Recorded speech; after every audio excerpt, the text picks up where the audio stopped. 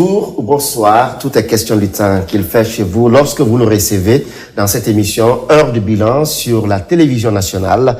Merci de votre fidélité à cette chaîne. Ce soir, nous revenons sur une année déterminante pour l'action publique dans le domaine de la promotion féminine, de l'enfance et des personnes vulnérables. 2025 marque un tournant pour un ministère autant stratégique que transversal et nous recevons la ministre de la promotion féminine, de l'enfance et des personnes vulnérables, Madame Charlotte Daffé. Bonjour ou bonsoir. Merci d'être sur ce plateau. Merci, Monsieur Camara. Bonjour. Et pour animer cette émission Heure du bilan, j'ai également à mon côté Thierno Amadou Mbouane Camara. Monsieur Camara, bonjour. Bonjour, Baba, c'est un plaisir. Bien, madame, comme je l'annonçais, nous vous donnerons cette première partie pour vous de revenir sur les actions phares de votre département cette année 2025. Comment vous avez utilisé votre budget, question de compte rendu à la population. Nous vous donnons ce temps de nous présenter les actions de votre département.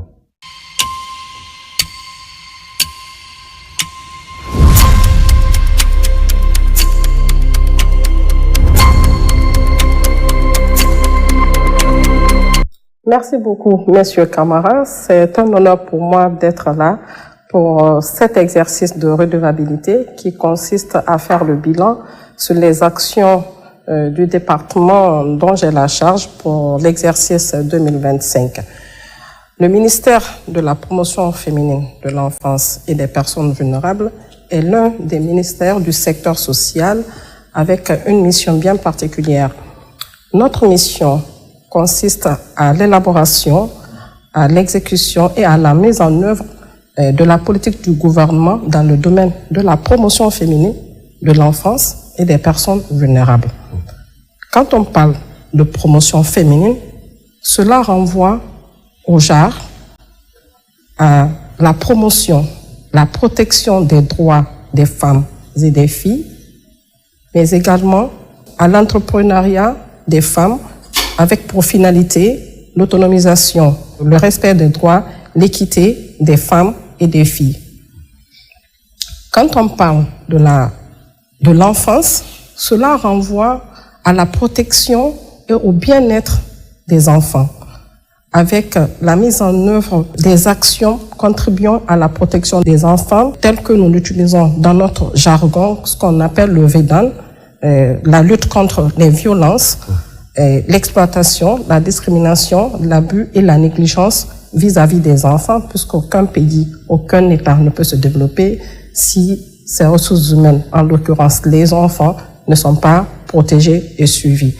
Et enfin, les personnes vulnérables, ça nous ramène à cette couche sociale, cette frange de la population dont l'État, pour lesquelles l'État a la lourde responsabilité d'assurer l'inclusion sociale, mais aussi d'afficher ou d'exprimer une certaine solidarité conformément au troisième pan de notre devise nationale qu'est la solidarité. Maintenant, pour revenir à la question que vous venez de poser, pour revenir au bilan, vous me permettrez de le faire en partant des trois piliers fondamentaux qui compose le département dont j'ai la charge. Donc, je commencerai par la promotion féminine. Au niveau de la promotion féminine, nous avons mis en œuvre 5 actions phares ayant un impact direct sur les femmes et les filles de Guinée. Nous avons commencé par l'élaboration et la validation de la politique nationale JAR 3. JAR 3, pourquoi? Parce qu'on a élaboré une première politique en 2011, une deuxième en 2016 et une troisième avec l'accompagnement technique et financier de notre partenaire, le Programme des Nations Unies pour le développement, le PNUD. Nous avons pu élaborer et valider la politique nationale du JAR 3 avec toutes les parties prenantes. Je veux parler des chefs services genre et équité des différents départements sectoriels et désormais, cette politique sert de référentiel pour tout ce qui concerne le genre en République de Guinée. Et également, nous avons inauguré et opérationnalisé le guichet unique VBG de Dubreka. Ce guichet permet aujourd'hui d'accompagner les femmes et les filles victimes de violences pour un accompagnement de façon holistique, c'est-à-dire prise en charge psychosociale, accompagnement médical et suivi, en tout cas dans son ensemble, avec les médecins et l'écoute et les travailleurs sociaux du département qui y sont pour accompagner les femmes ou les filles qui sont victimes de violences parce que elles sont recueillies dans ce centre. Okay. Donc ce centre, c'est une première et nous prévoyons de faire une mise à échelle nationale.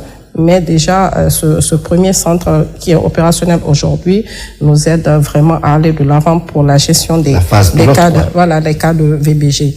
Ensuite, nous avons inauguré le 37e CAIF. CAIF, c'est les centres d'autonomisation à l'entrepreneuriat des femmes et des filles. Et nous avons inauguré le dernier centre à Kouria, précisément à Kouria, il y a quelques semaines, peut-être, disons, un mois environ, et avec une capacité d'accueil de 600 apprenantes. Et aujourd'hui, dès l'ouverture, les premières semaines, nous avons pu enregistrer 250 inscriptions. C'est pour vous dire combien de fois ces centres constituent des écoles de seconde chance pour les jeunes filles et en abandon scolaire ou parfois même les filles ou les femmes qui sont victimes de mariage d'enfants et qui se retrouvent après un abandon scolaire et que nous accueillons, ou même celles qui ne sont pas allées à l'école. Donc, dans les prochains jours, nous prévoyons de diplômés, en fait, 1700 environ vont recevoir leur diplôme de fin d'apprentissage. Mais nous ne les laissons pas sur le marché de l'emploi. Dès lors qu'elles ont leur diplôme, nous essayons de les mettre en coopérative pour qu'elles puissent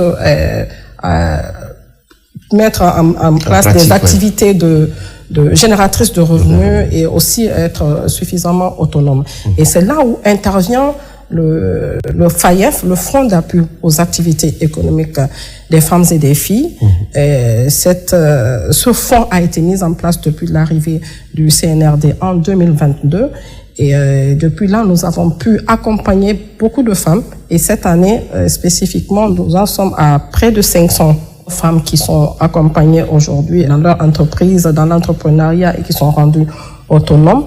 Mais il y a également les femmes sinistrées de Kaloum, de l'incendie du dépôt d'hydrocarbures de Kaloum, qui sont accompagnées à 3000 ménages et qui vont constituer 100 micro-projets, puisqu'en fait, il y a toute une procédure qui est mise en place pour les accompagner, pour les structurer, pour leur permettre vraiment de bénéficier de cet accompagnement de façon pérenne. Et donc, il y a 100 micro-projets qui vont être constitués et ils vont être accompagnés dans ce cadre. Mais également, il y a, sur le budget national, le BND également, on a demandé un crédit supplémentaire pour accompagner 30 championnes. Parce que, en fait, l'autonomisation des femmes, l'entrepreneuriat, il faut qu'on ait des championnes qui vont essayer de tirer d'autres femmes. Les 30, vraiment, ça va être des modèles, des pilotes qui vont essayer de tirer aussi d'autres femmes vers le haut. Et avec l'autonomisation aussi. Vers l'autonomisation, avec l'accompagnement des collègues du budget et du ministère des Finances, on a pu recevoir des crédits supplémentaires pour accompagner vraiment de façon conséquente ces 30 champions qui vont aussi aider d'autres femmes à s'autonomiser. Nous avons également réussi à mettre en place le Conseil national des femmes et filles de Guinée après 21 ans d'attente. Cet organe consultatif vient régler aujourd'hui beaucoup de problèmes et vient aussi accompagner le département en charge des questions de femmes dans la mise en œuvre des politiques et programmes publics. Nous avons réussi les élections avec 17 membres aujourd'hui qui constituent les membres du bureau national, mais tenez-vous bien, ces femmes sont représentées dans tout le pays. Aujourd'hui, vous avez des conseils dans toutes les régions dans toutes les préfectures, dans toutes les sous-préfectures, dans toutes les communes urbaines et rurales. Donc, les femmes sont représentées un peu partout aujourd'hui pour accompagner justement l'État dans la mise en œuvre de ces politiques et programmes, surtout en ce qui concerne les femmes. Donc, au niveau de la promotion féminine, voilà les cinq actions phares qui ont un impact, vous l'aurez compris, un impact direct sur la vie des femmes et des jeunes filles. D'accord. On va parler à présent de l'enfance. De l'enfance. Oui. Maintenant, en ce qui concerne l'enfance, toujours dans les réformes structurelles, réglementaires et institutionnelles, nous avons aussi élaboré la politique nationale de l'enfance 3 également. Et cette politique avec un plan d'action budgétisé avec la contribution de toutes les parties prenantes de l'État. Et donc, cette politique aussi va venir améliorer les insuffisances qui étaient dans les deux précédentes politiques. Et nous avons également mis en place ce que nous appelons e-adoption. Nous avons digitalisé le processus d'adoption. Parce que vous pouvez le savoir, dans notre pays, dans notre environnement, on a beaucoup de multitudes d'orphelinats et de centres d'accueil et nous n'avons pas de visibilité là-dessus. Donc, nous avons décidé, conformément aux instructions de la lettre de mission de Monsieur le Premier ministre, mis en place digitaliser le processus d'adoption afin que l'État puisse avoir un contrôle, un suivi des enfants et aussi un meilleur moyen de les protéger. Nous avons pu accompagner environ 3000 enfants en kit scolaire, parce que ça faisait aussi partie de notre lettre de mission, des enfants qui sont dans des situations difficiles, les accompagner avec des kits scolaires pour qu'ils puissent aller à l'école décemment comme les autres, parce que comme vous le savez, notre constitution consacre vraiment la scolarisation des enfants à partir de 5 à 18 ans. Donc, nous avons accompagné des enfants avec des kits scolaires et nous accompagnons également des enfants qui sont dans des écoles spécialisées. Parce que quand on parle de la scolarisation des enfants, on parle souvent des enfants normaux. Je dirais normaux. Mais il y a aussi des enfants à besoins spécifiques, des enfants sourds et muets, les enfants qui ont une déficience visuelle et des enfants qui sont en situation vraiment de handicap, de vulnérabilité. Donc, il y a des écoles spécialisées telles que l'école des sourds et muets de Boulbinet, qui est tout près, l'école des malvoyants de Ratomal. Mais également, on a relancé le centre des malvoyants de Kankan, qui était attendu depuis près de 20 ans. On a pu relancer le centre des malvoyants de Kankan. Et grâce à Dieu, il a accueilli ses premiers élèves. Il y a 14 élèves qui sont inscrits dans ce centre, ce qui est vraiment une bonne nouvelle pour nous. Donc, ces écoles ont été dotées de matériel spécifique, parce que comme vous le savez, les enfants qui sont en déficience visuelle ont besoin de matériel en braille pour pouvoir lire comme tout le monde. Et donc, avec des ordinateurs, des tableaux blancs et autres, aussi des kits scolaires, des fournitures scolaires pour les accompagner. Et nous avons aussi accompagné des enfants, des personnes en situation de vulnérabilité qui sont au niveau de la cité de solidarité. Donc, eux, ils sont recueillis à l'école primaire de notre centre de formation sociale appliquée Jean-Paul II. Et il y a une école primaire, une école maternelle qui accueille les enfants des personnes en situation de vulnérabilité. Et ils sont accompagnés avec la nourriture et avec les fournitures également. C'était sur l'enfance et rapidement on va aller sur la question liée aux personnes vulnérables. Alors, au niveau des personnes vulnérables, je peux dire que cette année, on peut dire c'est une très belle année pour les personnes qui sont en situation de vulnérabilité, notamment les personnes en situation de handicap. Et la loi, grâce aux autorités, aux plus hautes autorités, la loi sur le handicap a été révisée, votée et promulguée par son Excellence, Monsieur le Président de la République. Et cette loi, aujourd'hui, va bien au-delà des anciennes lois qui étaient là.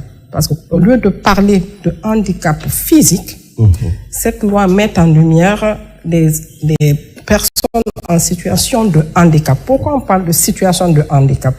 Parce que quand on parle de handicap, on voit tout de suite des gens, quelqu'un qui est soit dans une chaise roulante, ou qui est manchot, ou qui est bon. C'est visuel, c'est tout de suite on voit, ça saute aux yeux.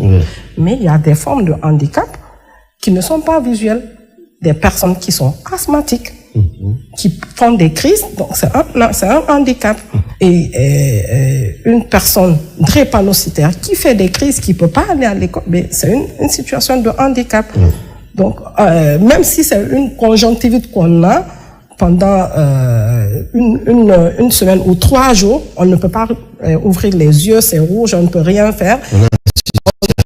On est en situation de handicap. Mais c'est pas bon, c'est pas vraiment de façon ponctuelle, mais c'est des personnes qui se retrouvent dans ces situations à tout moment. Donc la perception du handicap change et on prend de façon globale les personnes en situation de handicap. Donc grâce à Dieu, cette loi a été adoptée, votée, promulguée par Monsieur le Président de la République. Et ces textes d'application sont en cours d'élaboration. Et le premier texte d'application qui parle de la reconnaissance même du handicap, la carte d'invalidité, a été signé le 3 décembre dernier lors de la célébration de la journée internationale des personnes handicapées. Donc, disons, nous appelons aujourd'hui les personnes en situation de handicap. Là aussi, c'est la première chose que nous avons fait au niveau des personnes vulnérables. La deuxième chose, nous avons doté des personnes handicapées d'appareils orthopédiques. Parce que, comme vous savez, nous avons aussi le Centre national d'orthopédie qui fournit des appareils, des aides techniques de marche, donc des prothèses, des orthèses et des fauteuils roulants à des personnes en situation de handicap. Et donc, il y a environ 1000 personnes qui ont été dotées d'appareils. Mais également, il y a 3000 enfants, parce que quand on parle, il ne faut pas voir que des personnes qui ont perdu un membre, mais il y a aussi des personnes qui sont atteintes d'albinisme. Donc ces personnes aussi ont besoin de l'accompagnement de l'État, de crèmes solaires, de protection. Donc il y a environ 3000 personnes atteintes d'albinisme qui ont aussi été dotées de produits, de crèmes, de protection en fait pour leur éviter des cas de maladies tels que le cancer de la peau, parce que souvent c'est ce qui les fatigue. Et il y a aussi on a eu des prises en charge alimentaires pour des personnes toujours en situation de vulnérabilité à travers le registre social unifié, parce que le registre social unifié identifie les personnes qui ont réellement besoin d'aide. On ne prend pas comme ça à la volée. C'est vraiment quand c'est bien étudié, bien analysé avec le registre social unifié. Donc on sait que ces personnes ont besoin d'accompagnement, ont besoin ils doivent manger, de besoins alimentaires. Et c'est en ce moment que nous fournissons.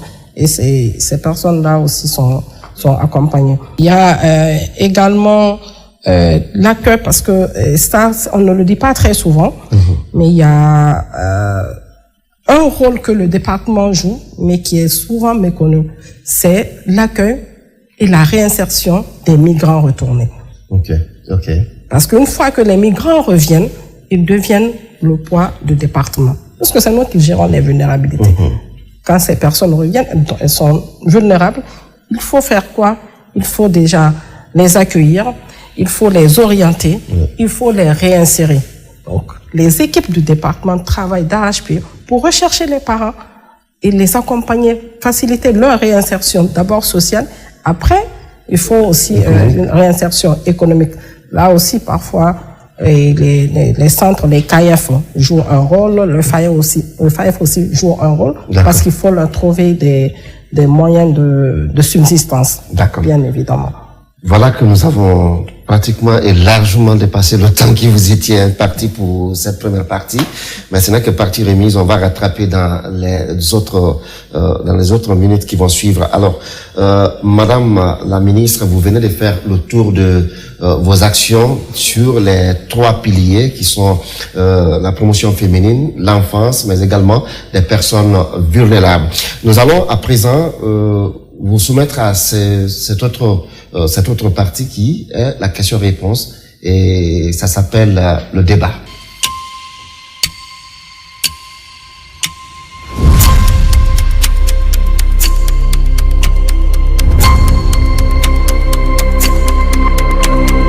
Nous poursuivons ce numéro avec la deuxième partie qui est le débat. Et Thierno Amadou Camara, on a suivi Madame la ministre, on souhaiterait bien l'écouter aujourd'hui sur le budget. Oui. Et l'utilisation du budget. Et aujourd'hui, on est à quel niveau? Peut-être centrer ça autour du taux d'exécution. D'abord, l'allocation budgétaire de la loi de finances rectificative 2025.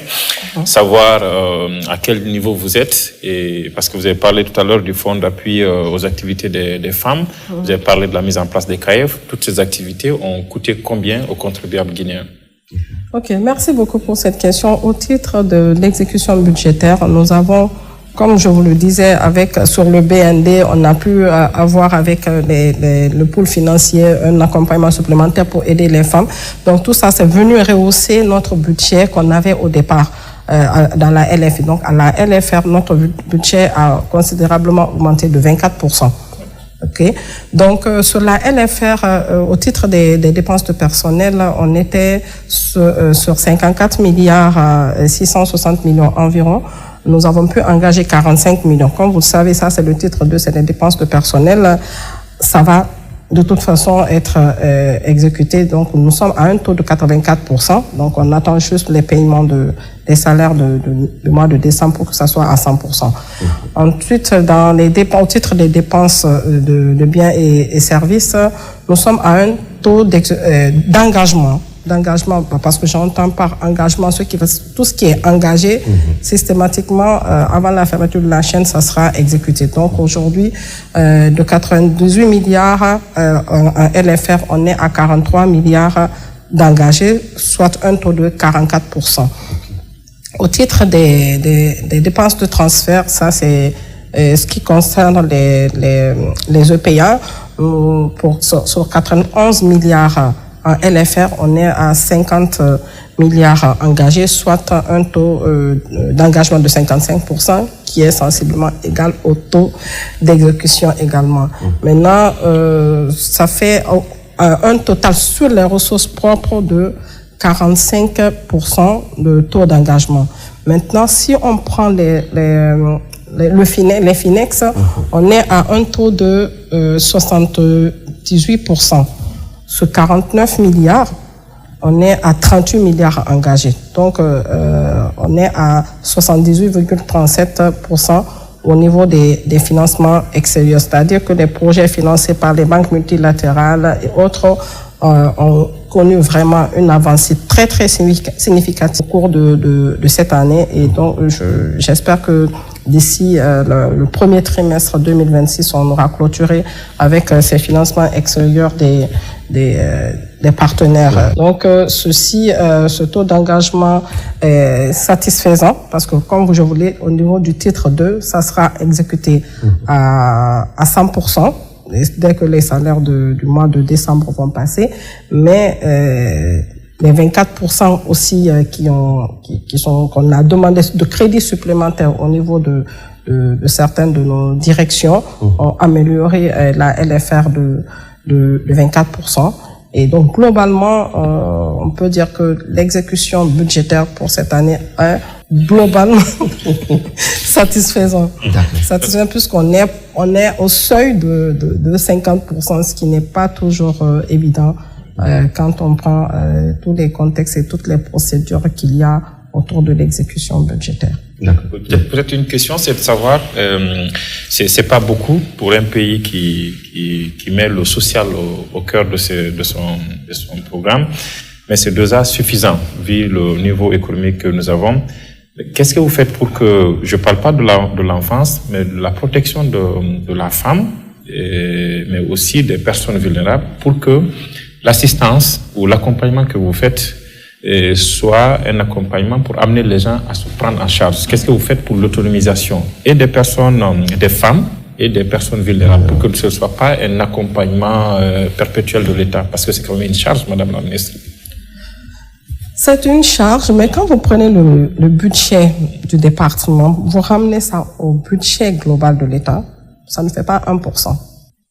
Le budget global du département ramené au budget global de l'État, c'est 0,86%. Moins d'1%. Et la moyenne, c'est combien? La moyenne souhaitable dans la sous-région? Au moins 15%. Ça, c'est le minimum. Et est-ce que vous faites ce combat au niveau du gouvernement? Bien sûr que je le fais. C'est minimum 15%. Mais on n'a pas ça. Et donc, aujourd'hui... Même pas 1%. Même pas moins d'1%. C'est pour ça que j'ai précisé, c'est 0,89%. Et donc, la moyenne, c'est au moins 15%, quoi. 15-20%. Pour un secteur aussi sensible. Parce que c'est l'humain qui est là. Et c'est des personnes qui n'ont pas demandé à naître comme ça. Des personnes qui n'ont pas demandé à se retrouver guinéens, mais ils le sont, il faut les accompagner.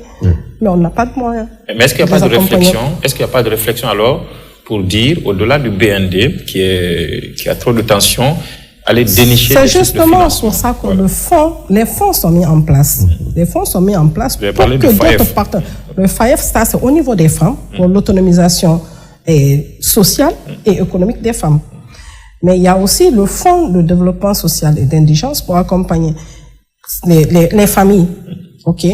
Mais les réflexions sont en train d'être faites pour ne pas créer une certaine dépendance. Par exemple, au niveau des personnes en situation de handicap, au niveau de la Cité de Solidarité, vous avez un centre là-bas, une école, qui est le centre Babasso, pour accompagner, justement, aider les personnes en situation de handicap à travailler, à aller vers des activités génératrices de revenus. Donc, il y en a qui font là-bas de la coiffure, la teinture, la couture, la saponification. Tout ça, c'est dans le centre là-bas. D'accord. Donc, il faut seulement réussir à les récupérer et à les orienter vers les formations. Pour être plus précis, les personnes porteuses d'handicap qu'on retrouve notamment sur le point de Donka, devant les mosquées, entre autres, il y a quand même arrivé que vous leur demandiez soit de retourner d'où ils viennent ou de rejoindre des centres de prise en charge. Oui, maintenant ces centres de prise en charge, on parlait de la Cité de Solidarité. Bon, j'ai pas eu le temps de revenir un peu sur les infrastructures qui sont en cours de construction dans le domaine justement des personnes en situation de vulnérabilité. Nous avons lancé la rénovation et l'extension de la Cité de Solidarité avec 200 nouveaux appartements. Et on a lancé il y a un an. Et normalement, d'ici la fin de 2026, la cité sera complètement rénovée et avec plus de place. Mais la réflexion aussi, c'est parce que nous sommes autour des programmes d'indigence et solidarité qui vont aller vers la construction des centres d'encadrement des cités solidarité au niveau régional pour faire une mise à échelle. Parce qu'ils peuvent pas tous se retrouver à Conakry. Il y en a à la cité aujourd'hui qui viennent de l'intérieur du pays. Ils savent pas où aller quand ils viennent, ils vont directement là-bas. Comme il y a des gens aussi qui ne sont pas infirmes du tout, mais qui se retrouvent parce qu'ils n'ont pas où aller, ils n'ont pas de toit. Et donc, nous, en tant que département en charge de la solidarité, nous sommes obligés de prendre soin de tout le monde. Et c'est pour ça on est en train d'aller vers la rénovation de cette cité qui, à l'origine, devait accueillir simplement 79 familles, mais aujourd'hui, qui se retrouvent avec plus de 700 familles. Donc, voilà, vous comprendrez que les défis sont importants, mais la question est en train d'être adressée par le département. Alors, Madame la Ministre, dans le cadre du programme Simandou 2040, il y a un certain nombre de projets qui sont identifiés. Est-ce que votre département a été pris en charge dans ce sens? Est-ce que le volet social est mis en avant dans ces projets phares du projet Simandou 2040? Oui, j'ai été bien heureuse le jour de la remise du programme Simandou de voir qu'il y avait un pilier transversal et qui parle de l'inclusion. Donc, qui parle d'inclusion, parle des femmes, parle des personnes en situation de vulnérabilité.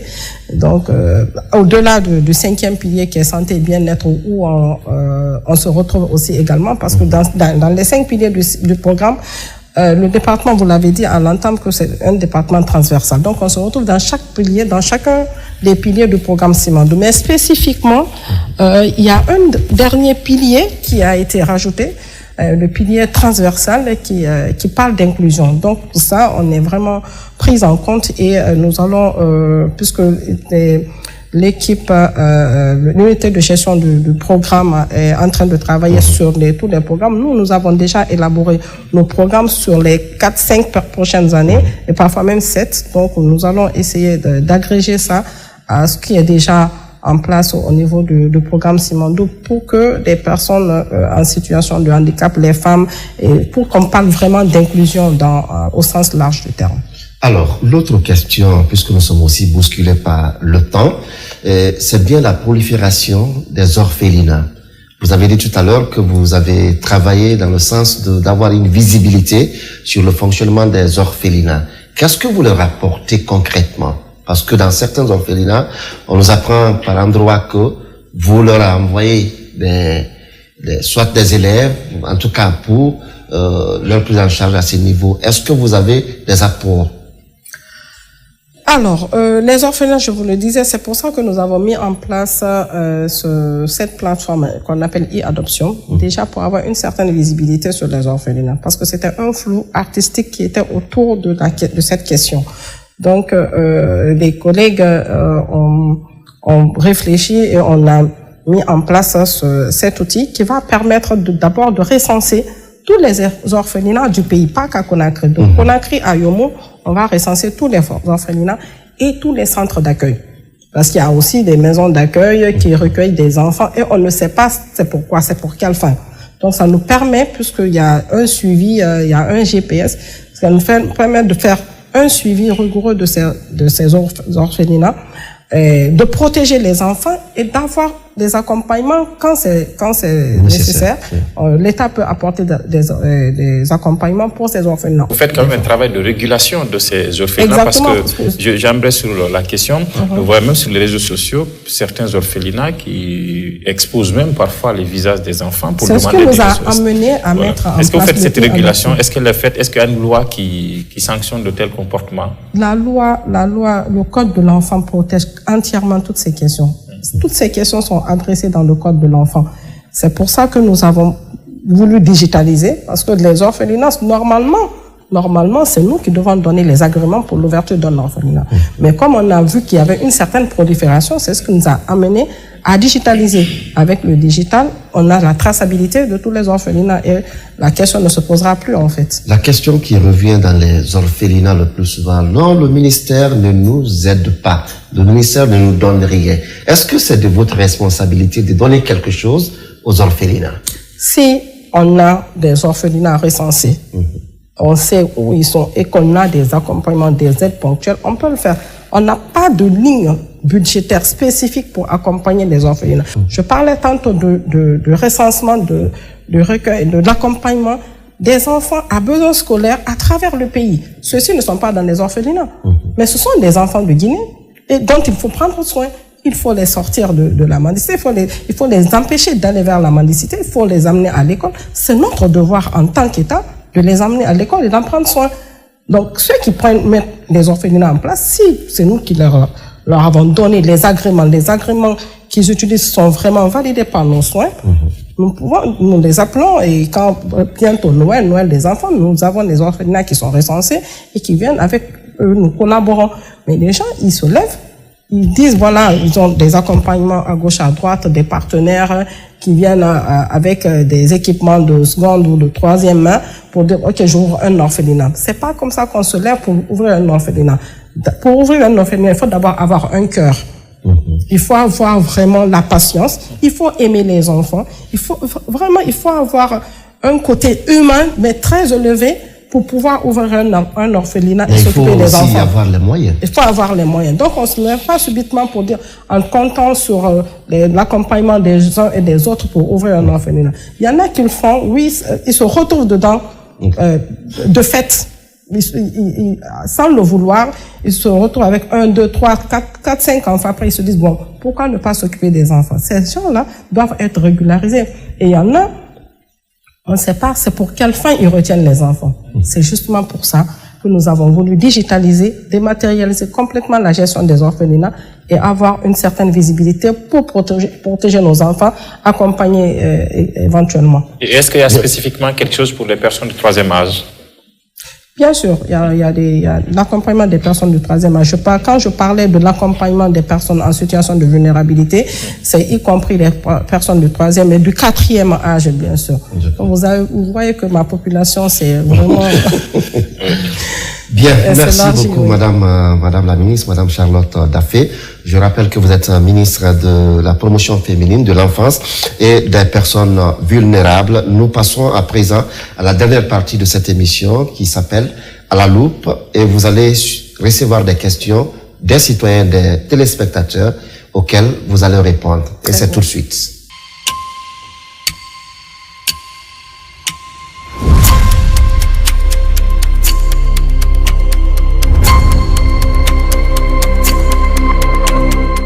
Eh bien, nous sommes dans la dernière partie de cette émission qui s'appelle À la loupe et nous avons des téléspectateurs qui nous font parvenir des questions. Mais puisque vous avez déjà répondu à plusieurs autres qui sont arrivés, nous avons une seule question qui va vous être posée et lue par Tcherno Amadou Kamara.